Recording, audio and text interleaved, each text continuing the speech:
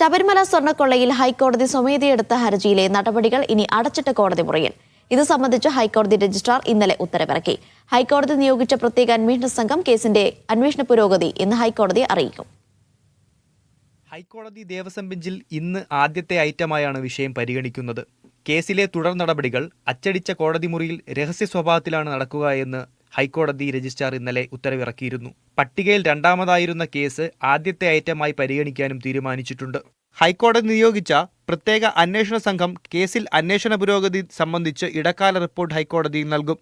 ഒപ്പം വിലപിടിപ്പുള്ള വസ്തുക്കളുടെ മൂല്യം നിർണ്ണയിക്കാൻ ഹൈക്കോടതി നിയോഗിച്ച KT ശങ്കരൻ കോടതിയിൽ വിശദാംശങ്ങൾ കൈമാറും. അറ്റകുറ്റപ്പണികൾ പൂർത്തിയാക്കി തിരികെ എത്തിച്ച സ്വർണ്ണപ്പാളികൾ ദ്വാരപാലക ശില്പങ്ങളിൽ ഘടിപ്പിച്ച കാര്യം ദേവസ്വം ബോർഡും ഇന്ന് കോടതിയിൽ അറിയിക്കും. സ്പോൺസർ ഉണ്ണികൃഷ്ണൻ പോറ്റിയെ അറസ്റ്റ് രേഖപ്പെടുത്തി കൂടുതൽ ചോദ്യം ചെയ്യാനായി കസ്റ്റഡിയിൽ വാങ്ങിയ കാര്യവും മറ്റ് തെളിവുകളും ഉൾപ്പെടെയുള്ള വിശദാംശങ്ങൾ സീൽ ചെയ്ത കവറിൽ SIT കോടതിയിൽ കൈമാറും. ജസ്റ്റിസുമാരായ രാജവിജയരാഘവൻ V, KV ജയകുമാർ എന്നിവരടങ്ങിയ ഡിവിഷൻ ബെഞ്ചാണ് ഹർജി പരിഗണിക്കുന്നത്. മീഡിയ 1 കൊച്ചി.